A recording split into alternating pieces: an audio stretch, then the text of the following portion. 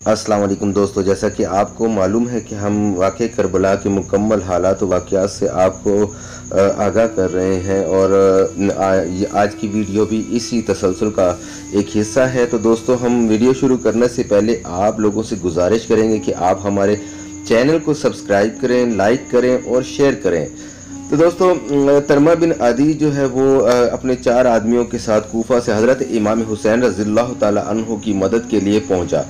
तो हज़रत इमाम हुसैन रज़ियल्लाहु ताला अन्हु ने उनसे दरियाफ़्त किया कि कूफा के क्या हालात हैं।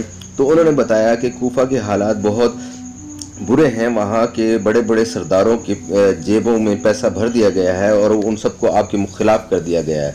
अलबत्ता आवाम के दिल आपके साथ हैं, मगर वो फिर भी आपके साथ मुकाबला करने के लिए तैयार हैं। तरमा बिन अदी ने जब हज़रत इमाम हुसैन रज़ियल्लाहु अन्हु को के साथियों में आकर शामिल हुए तो आपने देखा कि आपकी तादाद बहुत कम है और जो हुर बिन यजीद है उसकी बहुत ज़्यादा है। और उन्होंने कहा कि मैं इससे बड़ा लश्कर कूफा में देख कर आया हूँ जो आपके ख़िलाफ़ तैयार किया जा रहा है। तो आप ऐसा करें कि आप मेरे साथ चलें, मैं आपको एक महफूज मकाम देता हूँ और वहाँ पर आपको 20,000 अपने सिपाही भी दूंगा जो आपके साथ लड़ने के लिए लड़ने के लिए तैयार होंगे। आप वहाँ पर उनके साथ अपने जंग की खूब तैयारी करके फिर इनके साथ मुकाबला कीजिएगा। लेकिन हज़रत इमाम हुसैन रज़ियल्लाहु ताला अन्हु ने फरमाया कि नहीं, मैंने हुर बिन यजीद के साथ एक बात तय कर चुकी है, मैं इनके साथ ही रहूँगा और कहीं नहीं जा सकता। मुझे नहीं पता कि मेरे साथ क्या होने वाला है। उसके बाद तरमा बिन अदी वहाँ से रुखसत हो गए और मैं सामान भी साथ ले गए और फिर आने का वादा कर गए। मगर आए भी सही, कुछ अरसे बाद उनको आए मगर उनको एक खबर मिली कि हज़रत इमाम हुसैन रज़ियल्लाहु ताला अन्हु को रास्ते से शहीद कर दिया गया, मगर वो खबर झूठी थी। इस तरफ हज़रत इमाम हुसैन चलते रहे और नसर बनी मुकातल तक पहुँच गए। यहाँ तक कि आपको ज़रा गुनूदगी हुई तो आपको नींद आ गई।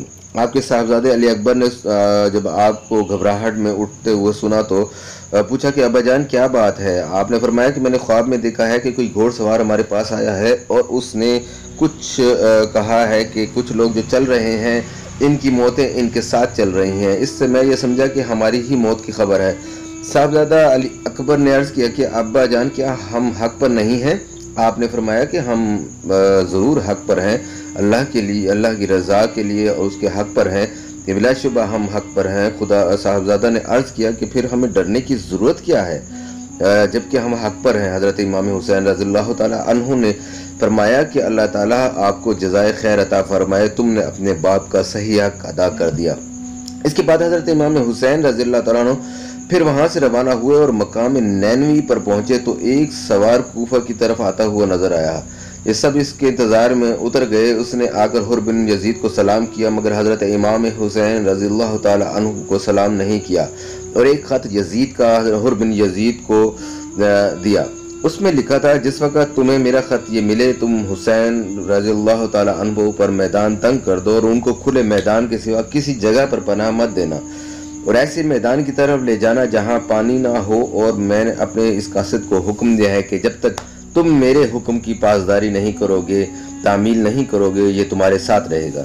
ये पढ़कर हुर ने इसका मजमून हज़रत इमाम हुसैन रज़ियल्लाहु ताला अन्हु को बताया कि मैं बहुत मजबूर हो चुका हूँ कि इस वक्त मेरे सर पर जासूस मुसल्लत कर दिया गया है, मैं कोई मसालिहत नहीं कर सकता। इस वक्त हज़रत इमाम हुसैन रज़ियल्लाहु ताला अन्हु के साथियों में ज़ुहैर बिन अलकैन ने अर्ज़ किया कि आप देख रहे हैं कि हर आने वाली घड़ी में मुश्किलात में इजाफा होता जा रहा है और हमारे लिए मौजूदा लश्कर से जंग करना आसान है बनिस्बत इसके बाद जो आएगा। हज़रत इमाम हुसैन रज़ियल्लाहु ताला अन्हु ने फरमाया कि कताल में पहल नहीं करना चाहता। ज़ुहैर बिन अलकैन ने अर्ज़ किया कि आप जंग की इब्तिदा न करें बल्कि हमें इस बस्ती की तरफ ले जाएं जहां महफूज हो और दरियाए फ़ुरात के किनारे पर मौजूद हो। इस पर अगर ये लोग हमें वहां जाने से रोकेंगे तो हम फिर इनके साथ जंग करेंगे। तो उसके बाद अभी यह हज़रात महव गुफ्तगू थे कि इब्न ज़ियाद ने उमर बिन साद को मजबूर करके 4,000 फ़ौज के साथ मुकाबला करने के लिए भेज दिया। उमर बिन साद ने बहुत चाहा कि हज़रत इमाम हुसैन रज़ियल्लाहु ताला अन्हु के मुकाबले में ना आए, मगर इब्न ज़ियाद ने उसकी एक बात न सुनी और उनको मुकाबले के लिए भेज दिया। उमर बिन साद यहाँ पहुंचा तो हज़रत इमाम हुसैन रज़ियल्लाहु ताला अन्हु से कूफा आने की वजह पूछी तो आपने कि यहाँ के लोगों ने आपको ख़त लिखा और बहुत से वफूद ने आके भी आपको दावत दी कि आप वहाँ पर आ जाएं, हमारा कोई अमीर नहीं है, हम आपकी बैयत करेंगे और आपका साथ देंगे। उमर बिन साद ने इब्न ज़ियाद को इस चीज़ का मजमून लिखा कि हज़रत इमाम हुसैन रज़ियल्लाहु तआला अन्हु को लोगों ने कूफा आने के लिए दावत दी। अब वो यहाँ आ गए हैं और यहाँ आने पर वापस जाने के लिए भी तैयार हैं। इब्न ज़ियाद ने जवाब जब ये सुना कि इमाम हुसैन रज़ियल्लाहु तआला अन्हु वापस ही जाने के लिए तैयार हैं, तो इब्न ज़ियाद ने जवाब में लिखा कि इमाम हुसैन रज़ियल्लाहु तआला अन्हु के सामने सिर्फ एक बात रख दो कि यजीद के हाथ पर बैत कर लें। जब वो ऐसा कर लेंगे तो फिर हम गौर करेंगे कि उनके साथ आगे क्या मामला किया जाएगा। और उमर को हुक्म दिया कि हुसैन रज़ियल्लाहु तआला अन्हु और उनके रफ़क़ा पर पानी बिल्कुल बंद कर दिया जाए। ये वाक़या हज़रत इमाम हुसैन रज़ियल्लाहु तआला अन्हु की शहादत से 3 रोज़ पहले हुआ। इन हज़रात पर पानी बिल्कुल बंद कर दिया गया, यहाँ तक कि जब सब शिद्दत प्यास से परेशान हो गए तो हज़रत इमाम हुसैन रज़ियल्लाहु तआला अन्हु ने अपने भाई अब्बास बिन अली को 30 सवार और 30 प्यादों के साथ पानी लाने के लिए भेजा। पानी लाने वाले में उमर बिन साद की फ़ौज से मुकाबला करते रहे, मगर बिल आखिर वो 20 मशकें भर कर लाने में कामयाब हो गए। इसके बाद हज़रत इमाम हुसैन रज़ियल्लाहु तआला अन्हु उमर बिन सईद के पास पैगाम भेजा कि आज रात को हम आपसे मुलाकात करना चाहते हैं। तो उन्होंने इस पैगाम को कबूल किया। रात को जब मुलाकात हुई तो हज़रत इमाम हुसैन रज़ियल्लाहु तआला अन्हु ने बयान किया कि हमारे पास 3 सूरतें हैं, इनमें से कोई एक सूरत अख्तियार कर लो। पहली सूरत यह है कि मैं जहाँ से आया हूँ मैं वापस वहीं चला जाता हूँ। दूसरी बात यह कि मैं यजीद से मिलकर खुद अपने हालात और मामला तय कर लूँ। तीसरी बात यह कि मुझे मुसलमानों की किसी ऐसी शहर या ऐसी जगह पर जाने दें जहाँ आम लोगों के साथ मैं ज़िंदगी बसर कर सकूँ। उमर बिन साद ने हज़रत इमाम हुसैन रज़ियल्लाहु अन्हु की तकरीर सुनकर फिर इब्न ज़ियाद को ख़त लिखा। अल्लाह ताला ने जंग की आग बुझा दी है और मुसलमानों को मुत्तफ़िक कर दिया है। मुझे हज़रत इमाम हुसैन रज़ियल्लाहु तआला अन्हु ने 3 सूरतों का अख्तियार दिया है और ज़ाहिर किया है कि इनमें आपका मकसद पूरा होता है और उम्मत में इस्लाह और फलाह भी है।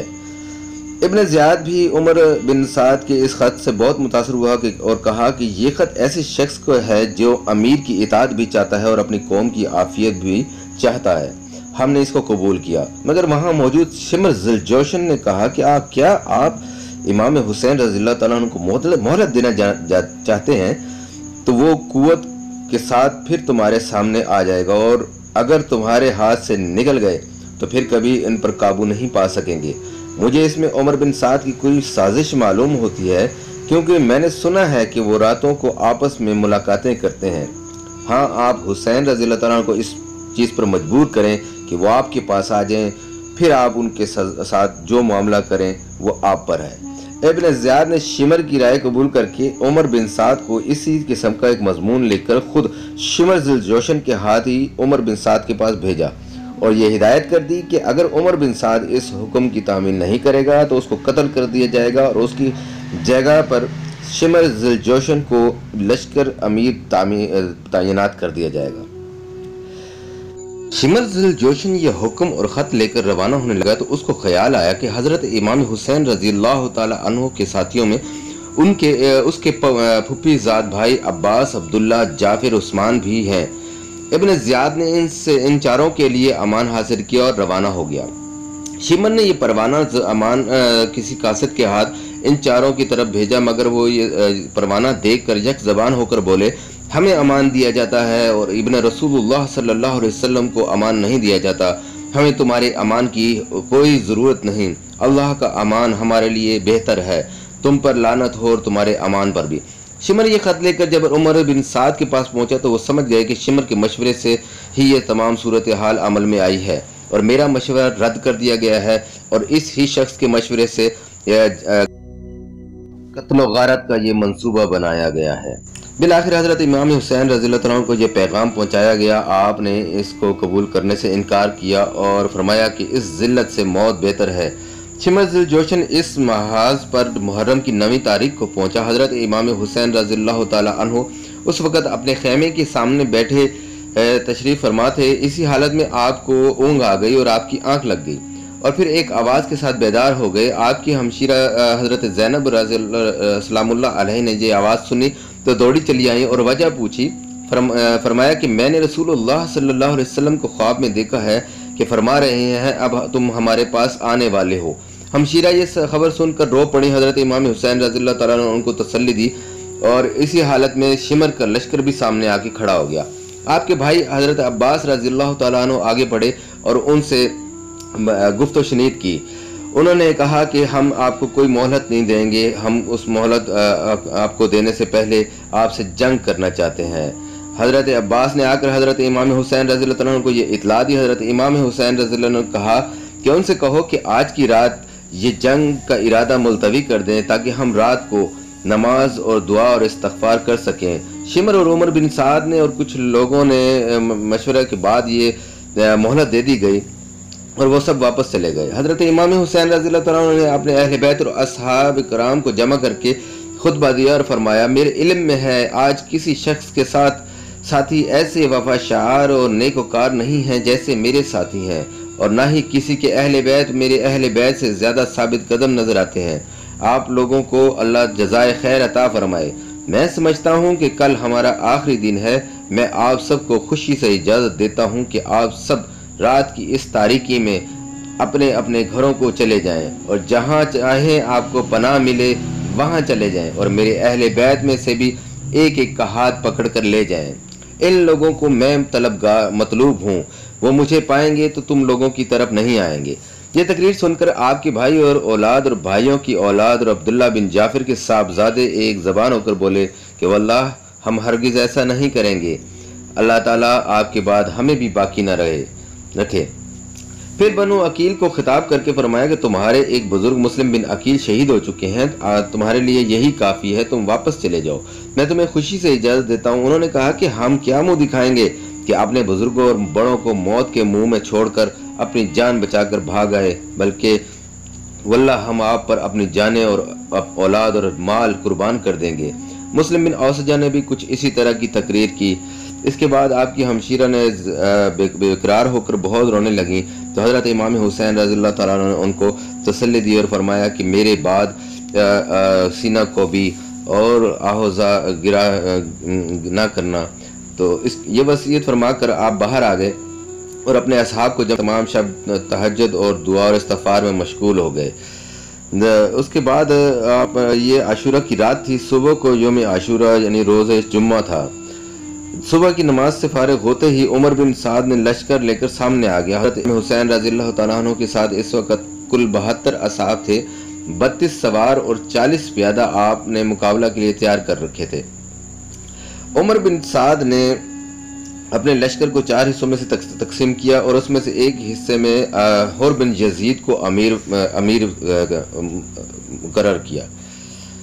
1000 का लश्कर लेकर मुकाबला के लिए जब पहुंचा और हज़रत इमाम हुसैन के साथ साथ चलते रहे और आपके दिल में अहले बैत की अतहार की मोहब्बत का जज्बा बेदार हो चुका था, उस वक़्त वो समझ चुके थे कि ये सब खेल रचाया गया है हज़रत इमाम हुसैन रज़ियल्लाहु ताला अन्हु को शहीद करने। तो आप फ़ौरन हज़रत इमाम हुसैन रज़ियल्लाहु ताला अन्हु के लश्कर में आ मिले और अर्ज़ किया कि आप मेरी इब्तदाई गफलत और को आप माफ़ फरमा दें, और मैं देख रहा हूँ कि आपके साथ ये ज़्यादती और जुल्म हो रहा है और ये आपको शहीद करने का एक मंसूबा बनाया जा रहा है और आपकी कोई बात भी नहीं मानी जा रही। अगर मैं ये जानता तो हरगिज़ मैं आपका रास्ता ना रुकता। अब मैं ताइब होकर आपके पास आया हूँ। अब आप मेरी यही सज़ा है और यही तौबा है कि मैं आपके साथ अपनी आप पर और आपके अहले बैत पर अपनी जान कुर्बान कर दूं। इसके बाद हज़रत इमाम हुसैन रज़ियल्लाहु ताला अन्हु ने दोबारा लोगों को खुतबा दिया और फरमाया कि ऐ लोगों, तुम मेरा नस्ब देखो, मैं कौन हूँ, फिर अपने दिलों में गौर करो कि क्या तुम्हारे लिए जायज़ है कि तुम मुझे कत्ल करो और मेरी इज़्ज़त पर हाथ डालो। क्या मैं तुम्हारे नबी पाक सल्लल्लाहु अलैहि वसल्लम की साहबजादी का बेटा नहीं हूँ, उस बाप का बेटा नहीं हूँ जो रसूलुल्लाह सल्लल्लाहु अलैहि वसल्लम का चचाजाद भाई है? क्या सैयद शुहदा हमज़ा मेरे बाप के चचा नहीं थे? क्या जाफ़र मेरे चचा नहीं थे? क्या तुम्हें ये हदीस मशहूर नहीं पहुँची कि रसूलुल्लाह सल्लल्लाहु अलैहि वसल्लम ने मुझे और मेरे भाई हसन को सैयद शबाब अहल जन्ना करार दिया है? अगर तुम मेरी बात की तस्दीक करना चाहते हो तो वल्लाह तुम लोगों में वो लोग भी मौजूद हैं जो इस बात को अच्छी तरह जानते हैं। और अगर तुम्हें मेरी बात का यकीन नहीं तो तुम अपने उन लोगों से पूछ लो जिनको इस बात का अच्छी तरह इल्म है। पूछो जाबिर बिन अब्दुल्ला से, दरियाफ्त करो अबू सईद या सहल बिन साद से, मालूम करो ज़ैद बिन अरकम या अंस से, वो तुम्हें बतलाएंगे कि बेशक ये बात उन्होंने रसूलुल्लाह सल्लल्लाहु अलैहि वसल्लम से सुनी है। क्या ये चीज़ें तुम्हारे लिए मेरा खून बहाने से रोकने के लिए काफ़ी नहीं हैं? मुझे बतलाओ कि मैंने किसी को कत्ल किया है जिसके कसास में मुझे कत्ल कर रहे हो, या मैंने किसी का माल लूटा है या किसी को ज़ख्म लगाया है। इसके बाद हज़रत इमाम हुसैन रज़ियल्लाहु ताला अन्हु ने रोसा कूफा को नाम ऐशीस बनी रबी हिजाज बिन असजर, क्या तुम लोगों ने मुझे बुलाने के लिए खतूत नहीं लिखे थे? तो वो सब मुकर गए और कहा कि हमने आपको कोई ख़त नहीं लिखे, मगर हज़रत इमाम हुसैन रज़ियल्लाहु ताला अन्हु ने फरमाया कि तुम्हारे वो तमाम खतूत मेरे पास मौजूद हैं। इसके बाद के हालात क्या हुए दोस्तों, हम आपको आगे आने वाली वीडियो में बताएंगे। तो दोस्तों तब तक के लिए हमें इजाज़त दीजिए। अल्लाह हाफिज़।